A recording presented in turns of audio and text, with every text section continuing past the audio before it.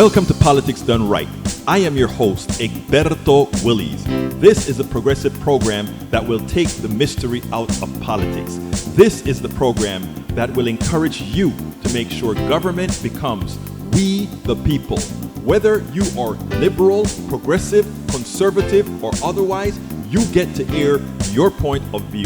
We are an independent media outlet that, unlike mainstream media beholden to corporations, we only owe allegiance to you. Remember, you can also send me a tweet at EGBERTOWILLIES. That is at Egberto Willies. Let us engage. It is Politics Done Right. Well, folks, welcome to one more edition of Politics Done Right. I'm Egberto Willies, your host. Thank you so kindly for being part of the show.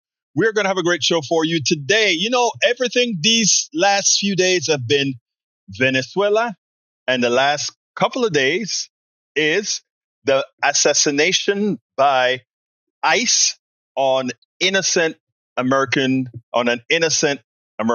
woman. And I called it an assassination, a murder all at once, because it's almost like they have this stuff planned out. They want to hurt people. They want to hurt people because they want people scared. Later on, I'm going to play a video with a pastor that'll let you know exactly what we're talking about when we say, no, these guys want you to be afraid of them. They want to show you that they are in control and they're going to remake America the way they want to remake America. Anyway, we're also going to talk about the ACA subsidies. Remember, as we really talk about these issues on Venezuela, as we talk about these issues on the killing, the murder by the ICE agent on this good young American woman, mother, former wife, current wife, as we look at that, we have to be cognizant that our brothers and sisters, Americans throughout this country, are also suffering. And to tell you the truth, they may be suffering so hard that they don't even have the time to digest what's happening with Rene and with the invasion of Venezuela. I mean, I want you to think about that. They may not have the time to think about Rene Good. Rene Nicole Good is the name of the woman who was murdered by ICE. Remember that name. Rest in peace, Rene Good. Rene Good. Actually, I said Goodman. Rene Good. That's who they murdered. Let me see if I can get a picture of her on the screen for us. You know, this is who ICE murdered. Let's grow that screen up some if I can.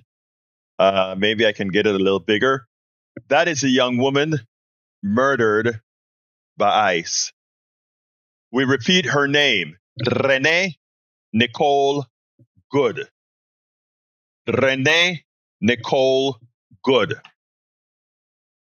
I mean, what did she do other than being moral, other than being concerned about her neighbors? And she got a death sentence from the Trump administration for doing that.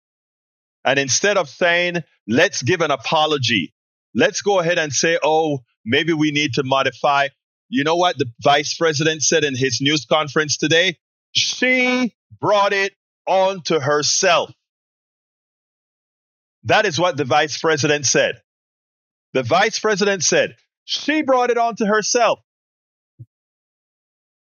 That the heartlessness of these people, they call this woman a domestic terrorist.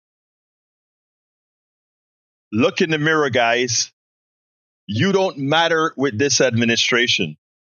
There are two sets of people that doesn't matter. And this came up in my tweet, right?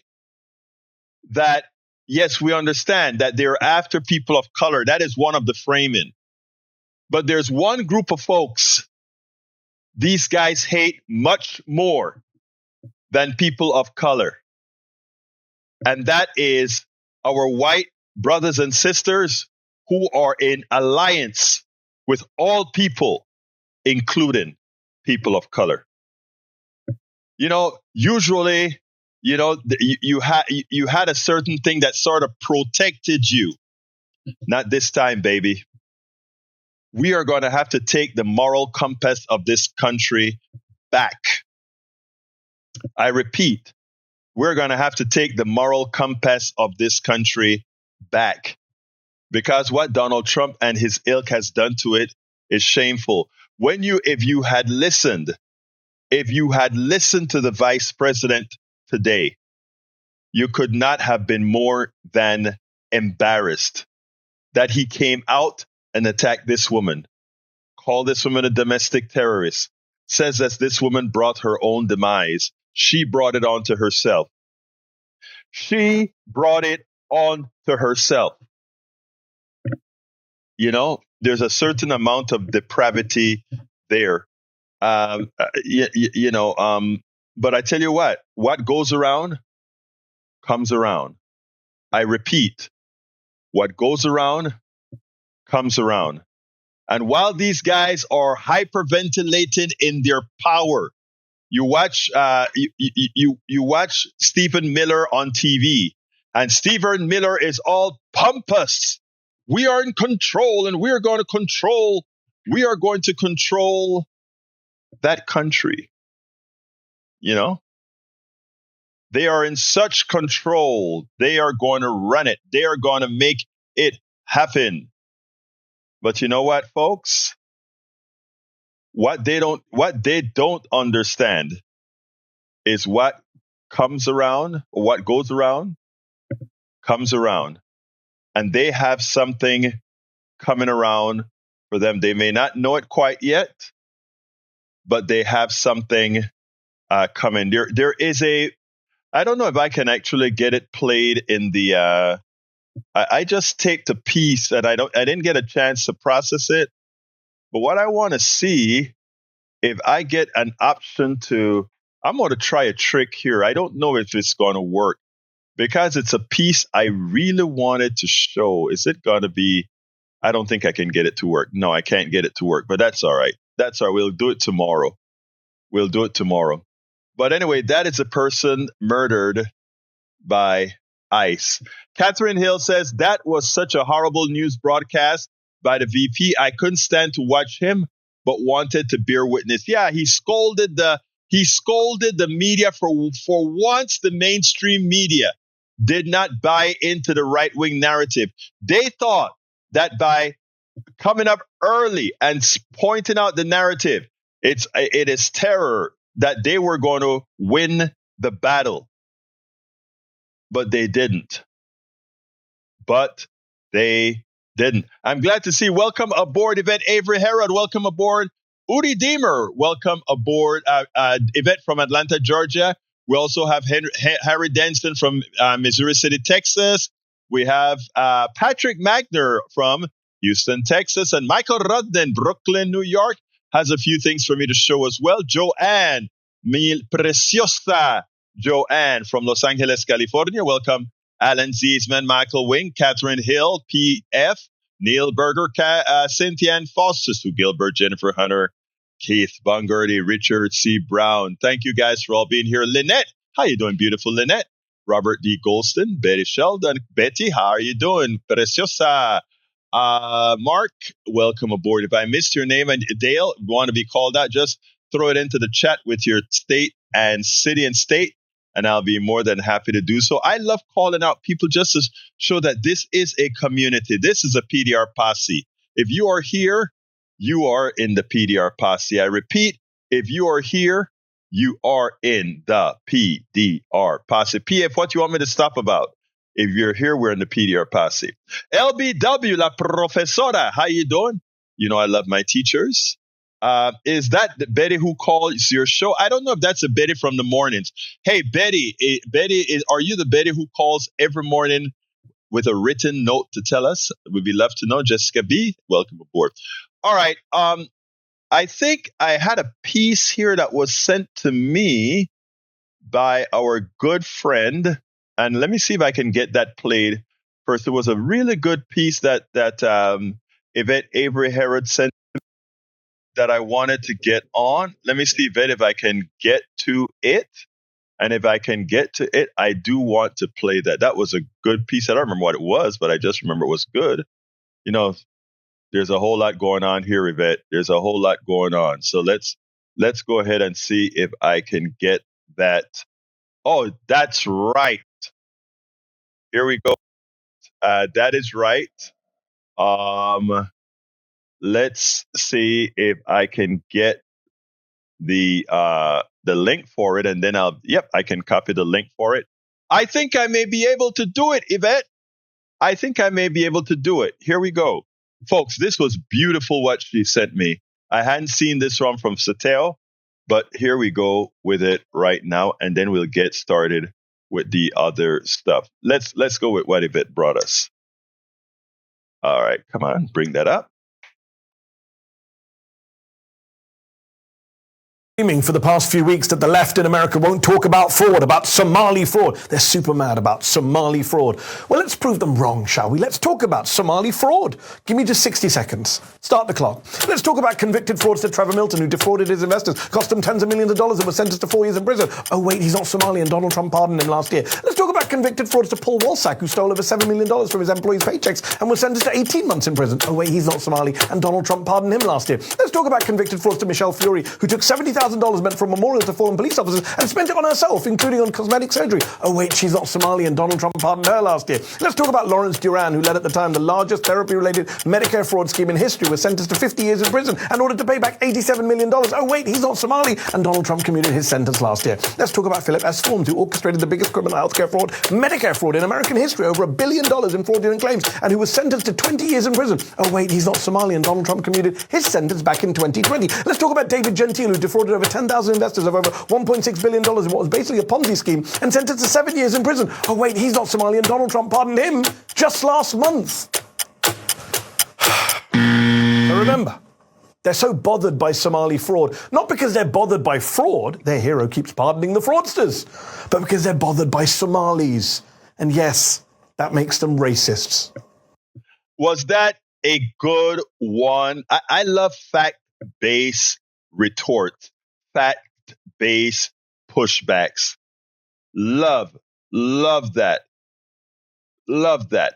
Anyway, folks, let's see what Brother Radnin has for us. And then we'll go ahead and start with the other part of our program. I hope it's as good. Here we go. We now know the identity of the person that the ICE name was Renee Good. She was 30. We now know the identity of the person that the ICE thugs killed today. Her name was Renee Good. She was 37. She was a mother, and ICE shot her in the face. And look at the way that they're already framing it. This is what I mean when I tell you guys that the way that they weaponize the word terrorism to mean anything they want it to mean, how dangerous that is for just everyday people, okay? Because if everything you don't like is terrorism, then they can do whatever they want. And you have the fucking feds now getting on TV like Kristi Noem, excusing her murder. Being like, well, it was terrorism. And they were defending themselves. It's amazing that they're using the literal same lines that the IOF always uses. Oh, it was self-defense. Oh, it was terrorism. Like literally word for word, the same defense that the Israeli regime uses. The difference is that Americans still have some autonomy, so we can decide whether or not we accept this trash. Unlike the Palestinians, who don't have a say in any of that because they are completely fucking oppressed. They don't have any rights. They don't have any freedom. They can't fight anything. There's no justice for the Palestinians when this happens to them. This happening in our fucking streets, Americans can decide not to put up with that or not. Who is the person that killed her? Who is the thug that killed her? Do we know who he is? We should. We now know the identity of. Actually, we do have his identity now. They just released it. I can't recall what it is right now. But here is the second one from Brother Radnin about the real reason you can't afford your home. Catastrophic. Really just a few firms have been able to target and corner the market here. Their business model is built on exploitation and on having a very uneven playing field tilted in their favor. It makes you feel insane because it's like there's a conspiracy against me at this point. If you're looking for a place to live right now, you face a radically different housing market than people did even just 15 years ago.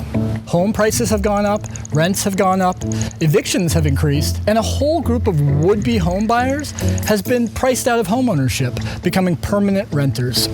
They've been replaced by an industry that treats our communities and neighborhoods like a day trader treats stocks, just something to buy and sell to maximize return. This is a problem that didn't exist 10 or 15 years ago.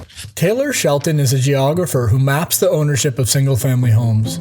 Prior to the 2008 foreclosure crisis, large corporations were really not involved in the single-family rental market at all. After the 2008 crash, Wall Street saw an opportunity in millions of foreclosed homes, especially in the Sunbelt cities hardest hit. What the foreclosure crisis presented was a mass of available inventory for extremely cheap. So when property values skyrocketed over the next decade, the proceeds went to Wall Street, not to the people who now rented the homes. The result has been a housing recovery without a homeowner recovery. By 2022, large investors were buying more than 1 in every 4 single-family homes sold in the U.S. There's really 3 things that these landlords are able to do. The first is these landlords raise rent and fees at much faster rates than any other type of landlord. The second thing is that eviction is a really core part of their business model. Institutional investors are way more likely to file for eviction, not as a kind of last resort, but actually at the very first moment they're able to. And then the third thing is that we know these companies are actually producing worse outcomes in terms of building maintenance. So they are, in effect, providing a worse product for higher prices. In Atlanta, Wall Street landlords now own more than a quarter of single-family homes. I met up with Robbie Caban, an Atlanta broker who's been working in real estate for over a decade. What I've seen is that my clientele, that buying pool of first-time homeowners, they're no longer able to purchase.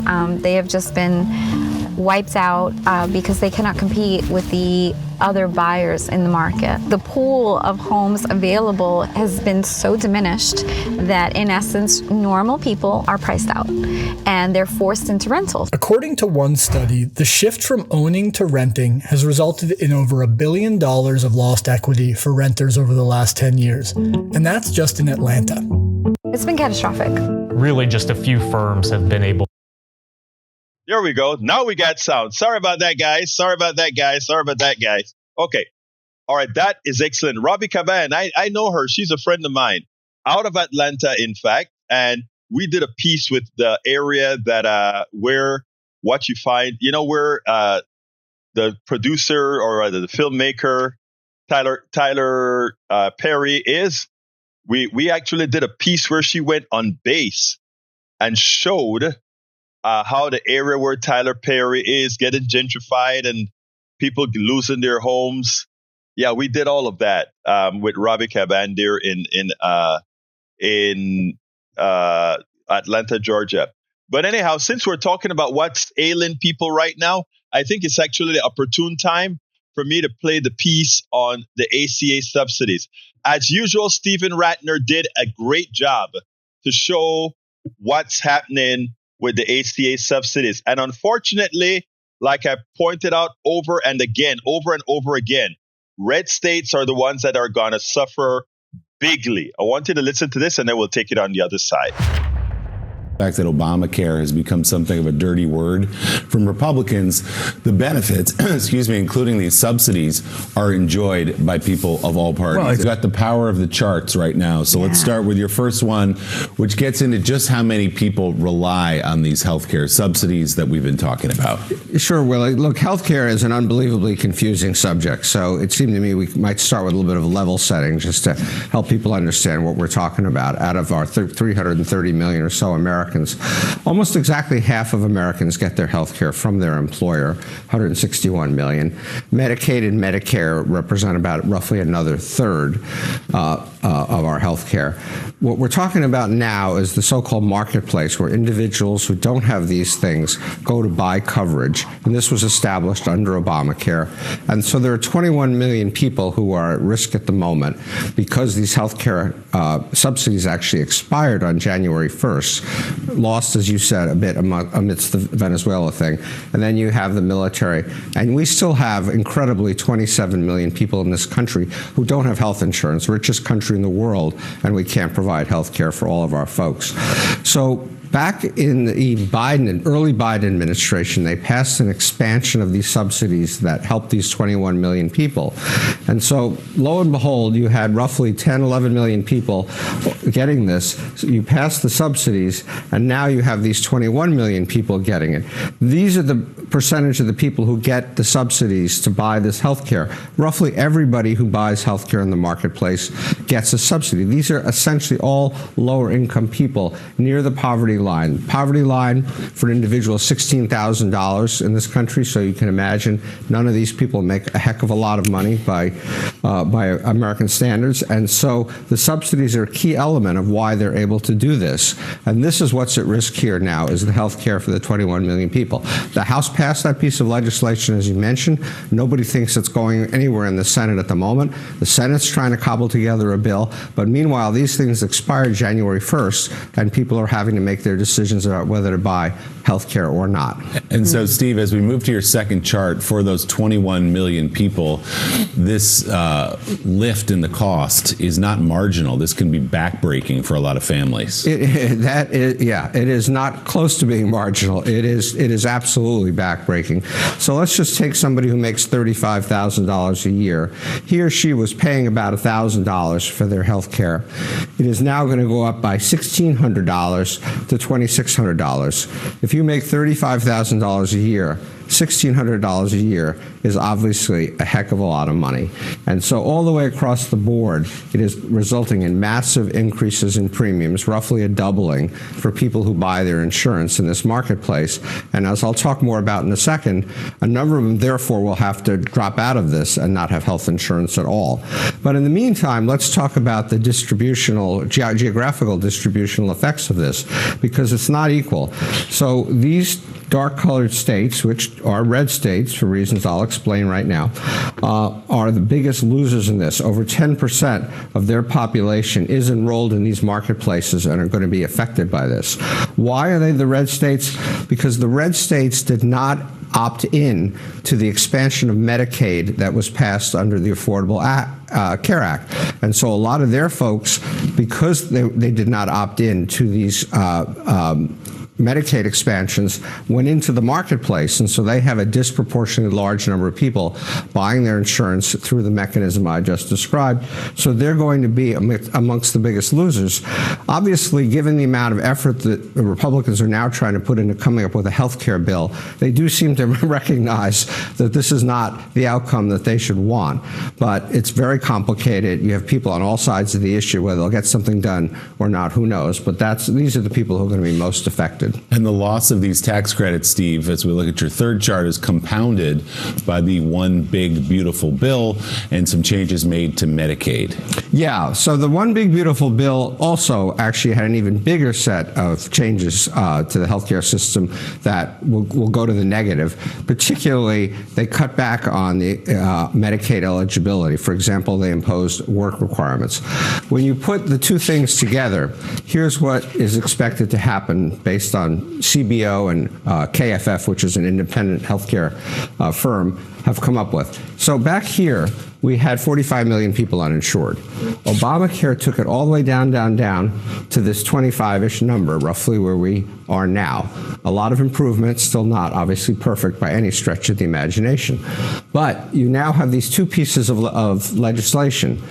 The changes in the big beautiful bill, the Medicaid stuff that I mentioned, the work requirement, is estimated to cost 10 million people their health care between now and 2035. This change is going to cost another 4.2 million people their health care because they can't afford it. They're going to drop out between now and 2035. The result is that by 2035, absent something else, we are going to be 70% of the way back to where we were before the Affordable Care Act was passed. And so without really talking much about the Affordable Care Act in name anymore, because the Affordable Act has actually become popular, the Republicans are essentially going to eliminate 70% of its benefit, kind of bit by bit, piece by piece, without ever like announcing that they are going to repeal Obamacare, because they realize that was a political loser. So when you again put these two pieces together, what states are hit the hardest? 7 out of the 10 of them are red states, led by Louisiana and Florida, and it's different effects in different places. Some of them are more the big, beautiful bill. Some of them are more these enhanced tax credits. But you're looking at losses of health care upwards of 7% of the population in these 10 states. Now it is clear, like we've stated before, red states are going to get creamed with the loss of subsidies. Again, they are getting what they voted for, but unfortunately, that comes also at the expense of some of the good people that actually voted the right way to support stuff. Okay? Unfortunately, that's the case. Now, here's the thing, though. I want to get a little bit deeper into this, because here's a problem. Why this is sort of a slow burn. A lot of people, this is what's going to happen, right? A lot of people were paying, let's say, $400, $500 a month for healthcare. And now but it's a fairly healthy family. They're going to and now their insurance is about $2,000 a month. Went up by 300%. Okay? So they're not going to pay that $2,000. They can't afford to. But you know what? They are going to have an extra $500 now in their pockets every month. And while they're healthy, that's going to look like a pay raise to quite a few people. They're going to have that worry in their gut with the expectation that they don't get sick. But they're going to have that extra cash that they normally would have paid for their premium. So they are going to be in an extended state of a suspended state of animation, mental animation, right? And so they are not going to be all that negative quite yet, unless somebody gets very sick in the family. But then there are those that are losing this health care, like the one I showed you all a couple weeks ago, this woman with cancer who the drug no longer covers, or all these people that have kids that get sickly, 4 or 5 kids that are sickly constantly, that need the service. So the slow burn is this. While it's going to be a hard hit on many, what Donald Trump and all these guys are banking on is after all these people lose their insurance because they can't afford the premium, and then they feel a little bit more money in their pockets because they're not paying any insurance at all. Guess what? Most of them are likely to not get very sick. And the doctor they would go see for a pain here, they'll let it go. The doctor they'll go see for an infection in their nose, they'll let it go. The doctor that they'll go to for a lot of these different things, they'll let it go. And most people are going to be okay. But for those who slip through the crack, they are going to be in dire straits. So I honestly think that is what Mike Johnson is banking on in Louisiana, that these people are used to some level of suffering, and that even though they don't have health care, they will wing it. But in as much as winging it, many of them will see a bit more money in their pockets because they're not paying any premiums.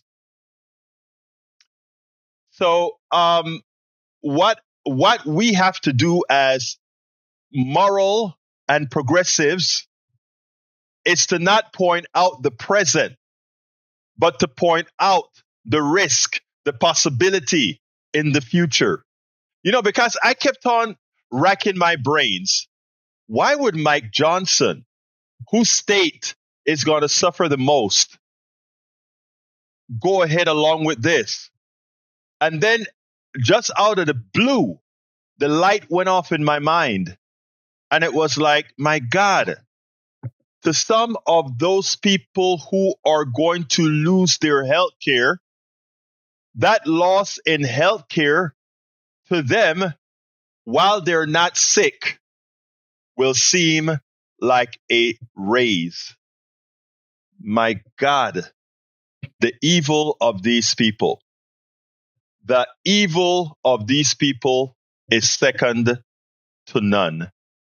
The evil of these people is second to none.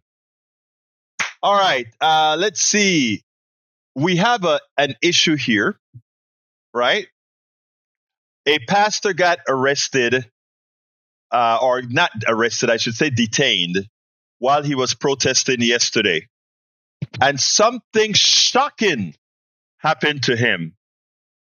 And this should give every person of color pause, especially with that advertising blitz that's going out now for ICE agents, and knowing who are the people that are likely to take those jobs. I want you to listen to this, and then we'll take it on the other side. A local Minneapolis pastor was among the protesters following yesterday's shooting. He was in the neighborhood where the shooting happened and has worked there for years. Reverend Kenny Callahan says he was handcuffed and detained by a masked federal agent and put in the back of an SUV. He says the agent asked, "Are you afraid yet?" When he was eventually released, Reverend Callahan says the agent told him, "Well, you're white, and it wouldn't be any fun." Reverend Callahan joins me now. Reverend, thank you for joining us. These are some explosive allegations. Tell me about what happened. So as I arrived at church yesterday, I noticed that there was something going on just a block and a half from the church. And so I grabbed my whistles because we're used to doing that. And I went down to see what was going on. And I realized it was an ICE raid. And there were many, many protesters.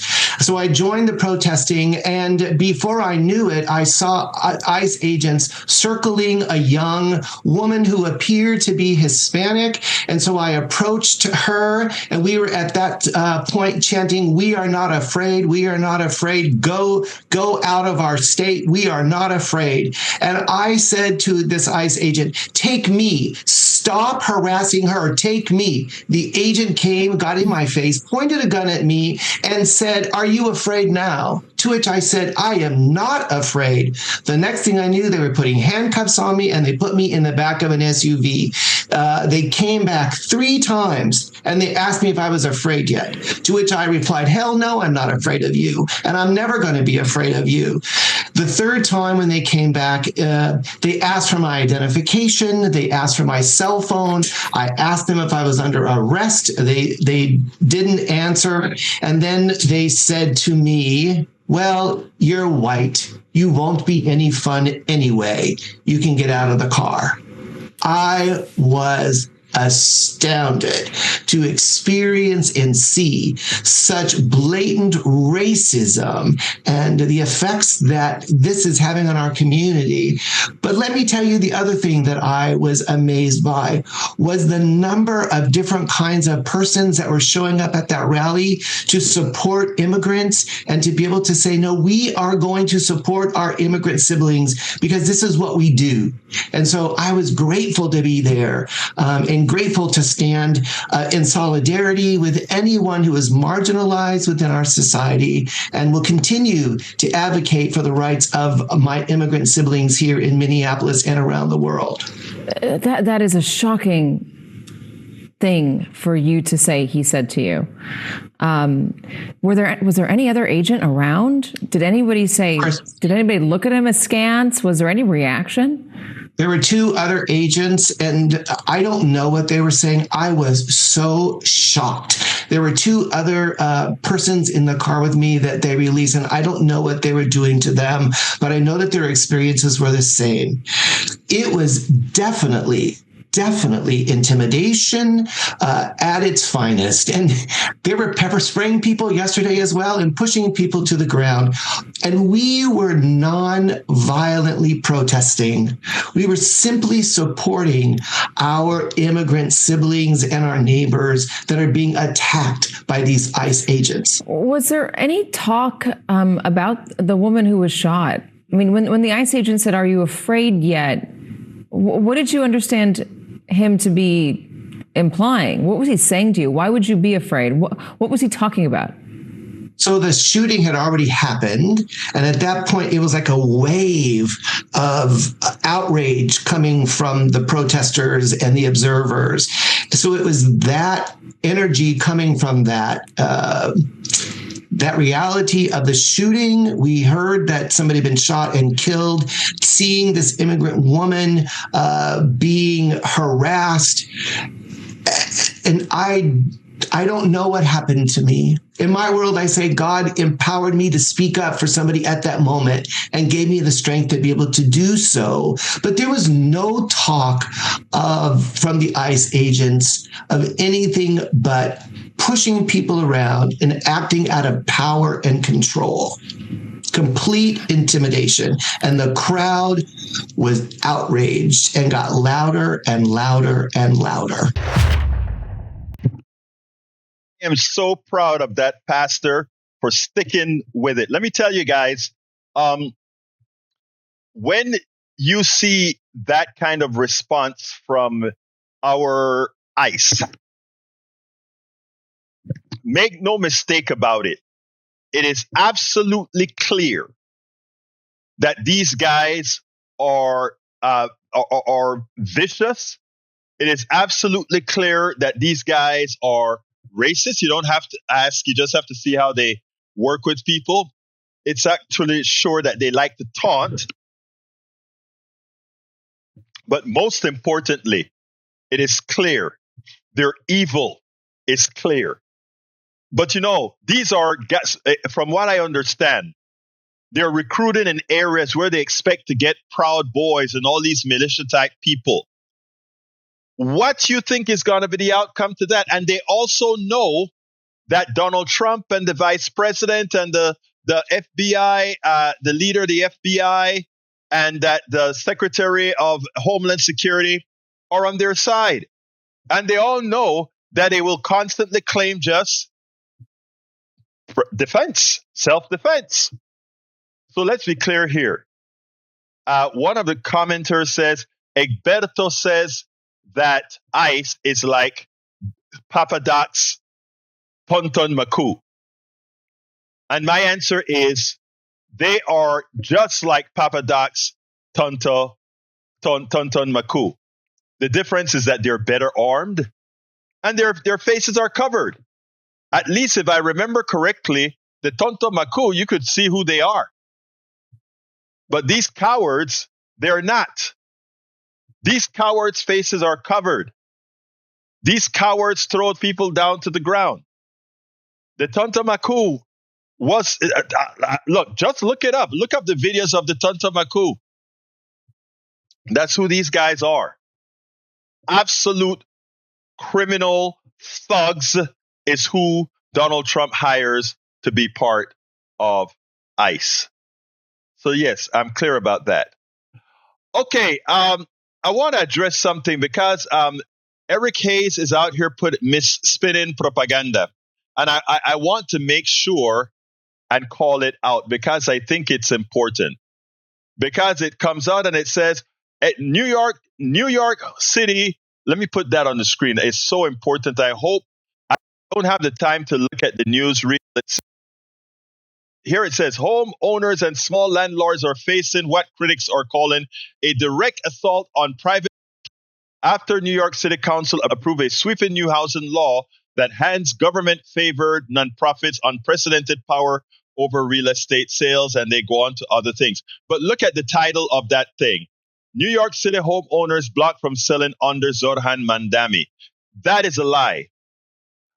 There has been reports under every single mayor in New York how difficult it is to get a squatter out of your home. It has nothing to do with city law. It is state law. And let me tell you, if there's a squatter in a home, I want them gone. But this is the type of thing that the right wing use as they throw this out to their low-minded people, to the people who just don't think before they post something, to their low information supporters. This is the kind of stuff they send to their low information supporters, thinking it's going to go across. And now that it's happening under Zoran Mandami, they're going to say, oh my God, Zoran Mandami is stopping homeowners from selling their homes out from squatters. No, folks. Do not believe none of that crap. Please don't believe the crap. Okay? Anyhow, I started to see that coming up. Oh, under Zoran, we're not going to take our homes away from the squatters and all of that. Don't believe the crap. Do not believe the crap. Michael says, I'm kind of surprised there are no search results comparing Papadak Tantan Maku versus United States ICE. Wow. Well, you know what, Michael? Michael, you could be well, you know what? Maybe I'll write something about it and get it out there on the internet. Thank you for that, Michael. Maybe I'll write something about that so that it'll show up in the search engines. Especially since you're telling me you don't see a correlation. Maybe I'll go ahead and do that. All right, my beautiful people, I have another video that it's time to show you. And here is the setup. Let me get this stuff off the screen first. Here is the setup. Oh, beforehand, thanks for LBW. LBW told me that the image that I had of Renee Good on the screen was incorrect. So let me correct that. Whenever I make a mistake, I want to correct it quickly. She said that the picture that I had was incorrect, and this is the correct picture from the website. So here is the correct picture on the website that I want to make sure to keep that up and down. Okay. Let's go ahead now and go to the third to last story. And the third to last story is about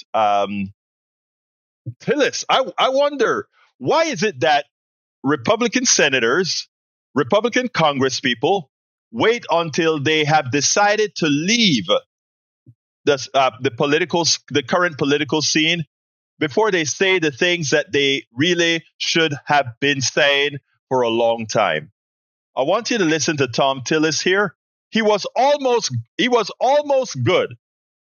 He was almost good. And I'm going to leave it up to y'all to tell me the part that made him not good. But I'm going to go ahead and play it, and let's take it on the other side.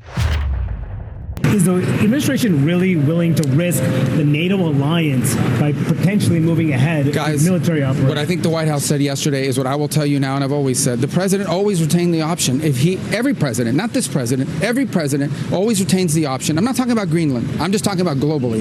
If the president identifies a threat to the national security of the United States, every president retains the option to address it through military means. As a diplomat, which is what I am now, and what we work on, we always prefer to settle it in different ways. That included in Venezuela. We tried repeatedly to reach an outcome here that did not involve having to go in and grab an indicted drug trafficker. Those were unsuccessful, unfortunately. Secretary of State Marco Rubio speaking with reporters yesterday after briefing lawmakers about the situation in Venezuela. President Trump, for his part, now says the United States could be running Venezuela for years. When asked by the New York Times how long his administration will demand oversight of the South American country, Trump responded, only time will tell. As for Greenland, Secretary Rubio says he will meet with officials from Denmark's government next week to discuss the island. The foreign ministers of Greenland and Denmark requested discussions as soon as possible after Rubio told reporters it has always been President Trump's intent to purchase the territory. Meanwhile, Republican Senator Tom Tillis of North Carolina delivered a forceful defense of NATO yesterday, slamming what he called the insane and stupid comments by top White House advisor Stephen Miller about taking Greenland. Take a look. Folks, amateur hour is over. You don't speak on behalf of this U.S. Senator or the Congress. You can say it may be the position of the President of the United States that Greenland should be a part of the United States, but it's not the position of this government because we are a co-equal branch. And if that were to come to pass, there would be a vote on the floor to make it real. Not the surreal sort of environment that some deputy chief of staff thinks was cute to say on TV. So you want to get me back to thanking the president for all the good things he's doing? Then give him good advice. One of two things happened with Greenland. Either one, the president came up with the idea that maybe we should have Greenland as a part of our assets. And somebody said that's a great idea, versus saying, Mr. President, take a look at our alliance. Take a look at the most important alliance in the history of the United States, the NATO alliance. This could actually destabilize that, Mr. President. Mr. President, you should know at one point we had 17 military installations in Greenland, and they'd be happy to have us back. They're not refusing to have us have access to project power into the Arctic. We could do it without taking over a NATO country. That's the sort of advice that they should have been given. So if the president thought it was a good idea, then he needs the expertise to say, Mr. President, that's why this is not a good idea. And I would defy you to find any credible general with a star on his shoulder who would say that it is, because they understand that the NATO alliances is what has kept this nation largely, or this world, largely safe for over 75 years. The flip side could be that Mr. Miller or somebody else said, hey, this would be cool. Let's take over Greenland. It'll be like a big aircraft carrier. Well, that's stupid too. And I'm sick of stupid. I want good advice for this president because I want this president to have a good legacy. And this nonsense on what's going on with Greenland is a distraction from the good work he's doing, and the amateurs who said it was a good idea should lose their jobs. Okay, there we go. Let's see. I'm going to tell you. That was great. It's time to get rid of stupid, true. It's also sick to want Greenland, true. He also shows he understands that the guy gets, that always comes up with crazy advice, but his advisors should be there to bring him down, true. But LBW nailed it. The good things that the president has done. What are they? What are the good things that the president has done? And the other thing he said, I want this president to maintain his good legacy. How can a president who has been impeached twice, a president who exacerbated a pandemic, please tell me, how could he possibly have a good legacy? And don't speak about now, one who is a pirate in the ocean, a murderer in the middle of the ocean, one who has the ton Maku, the Papa Doc style, people arresting people on the ground, etc. Come on. There's no good legacy about the president. The president is the president because America has still not gotten over some of its quote unquote prejudices. Everybody wants to say, oh, he won because of the economy. No. Listen to Miss Obama. Michelle Obama is correct. It had to do with gender and race. And that combination, to overcome that, we really have to do some educating. So, Patrick, one of our listeners always come on every so often and say, racism and prejudice is very expensive. Look at the cost we are paying for it, because that's the only reason Donald Trump is president. And look at what it is going to cost us as a country, financially, environmentally, from a point of view of getting rid of a national cohesion. I mean, the rebuilding that's going to have to occur after we get this Neanderthal out of office is going to be immense. And we got to start now. But the rebuilding, my God, you know, I was on the Everything show, or the I always forget Dana Du Bois show, the name of her show for some reason. But anyway, I was on Dana Du Bois show, and I'm like, you know, I am still very positive that we are going to move forward in the long run. You know, we normally take 2 steps forward, 1 step back, 2 steps forward, 1 step back. In the case of Donald Trump, we took 2 steps backward during his first administration. Biden came, we only took 1 step forward. Then he came back, we took 5 steps backwards. So we have so much more to make up. 6 steps will only get us break even. So, brothers and sisters, it has to start now. It has to start now. And the message that I'm going to give everybody is I'm going to try to remember to tell everybody this every day, because, you know, we get new watchers and listeners every day. This is what I'm going to remind you. Please, people, and maybe I should just put this, I should just make something that I can play it as a tape. 8 weeks before Republicans will try to suppress your vote by any means necessary in every state they control, in every county they control. It is our responsibility to make it unsuccessful. And there are ways to make it unsuccessful. 1, everybody should remember 8 weeks before the election, they should check their voter registration status and make sure they are registered to vote on these different websites for the different states. Do it every single week, and after you do it, take a picture of the screen that shows you're registered. 2 days before 30 days of the election, because 30 days is usually the last time you can register. Check one more time to make sure you're registered and take the picture of your screen and keep all of that saved. And continue to monitor every week that you're still registered to vote. And if you're not registered, and if you see your name come off of those rolls that you had nothing to do with, first of all, do what's necessary to get your name back on. Go to the county courthouse, wherever you need to go in your state. But more importantly as well, report it to the mainstream media and to independent media, to both medias. You have to do these separately, because that is what it's going to take for us to do what's necessary to win big. And that we must do, that we will do if we follow the rules. All right, I've got one quick one to let you know. If you want to know for sure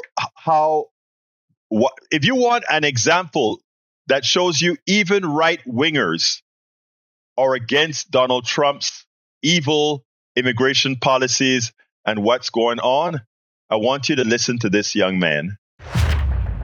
We just spoke to a witness, Brandon Hewitt. I want to play what he had to say.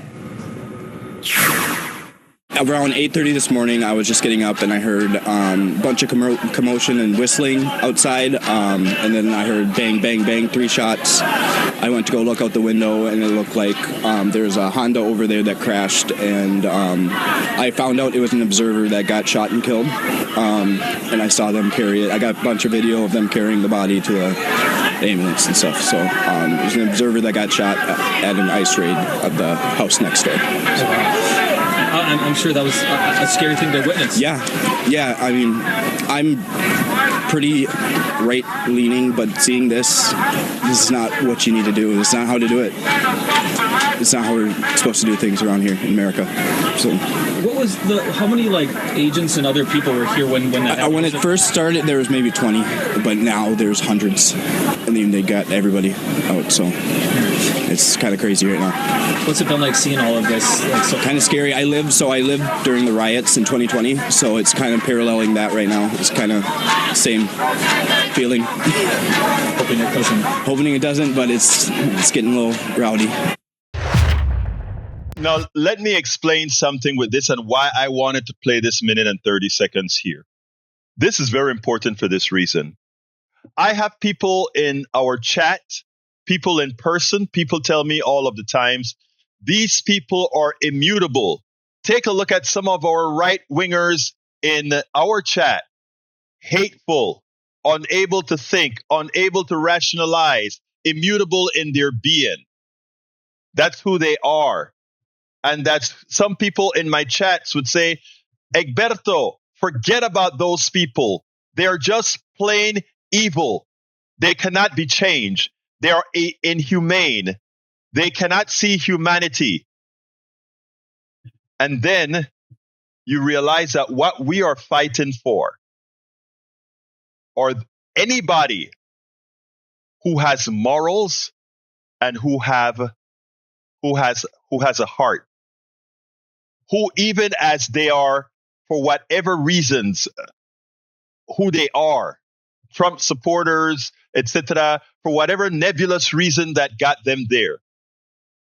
But when things got to a point where they actually see the damage that what they believe in is creating, they are no longer immutable. The seed can be planted. What percentage of the supporters of the evil being are like this guy here? I can tell you out of personal experience, there are many. The problem is, how do you find them and how do you get to them? But there are many. And those are the people who I intend to reach. So for those of you that gives me knives, like I got a couple in the chat yesterday. There you go, Egberto, trying to appease. It's not about appeasement. It's about humanity. And also realizing that for us to move forward, it has to be more than 50% plus one. It has to be more than 50% plus one. It has to be much, much more. Anyway, I got to get out of here, folks. Please remember that I asked you so kindly to support the program. You can support the program by becoming paid subscribers of the newsletter. I ask you so kindly to go ahead and if you are on Substack, just click on subscribe and say, you know what, I can give Politics Done Right a coffee. I can definitely give Politics Done Right a coffee. Not a problem. And I know Egberto is ensuring that a good job is done in promoting a progressive message and getting things done. Go to politicsdoneright.com/newsletter if you're not already on Substack. And please consider becoming a paid subscriber.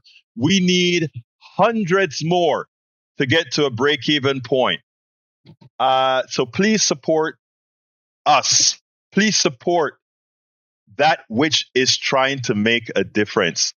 That which is really trying to make a difference. Love you all. You can email me directly, info@politicsdoneright.com. My name is Egberto Willies. This is Politics Done Right. And you guys know how I end this, baby. I am what? Out! All of our country's problems, from polarization to ignorance on domestic and international issues to a complete misunderstanding of our economic and healthcare systems, are a direct result of a derelict mainstream media that too often bend over backwards to support corporate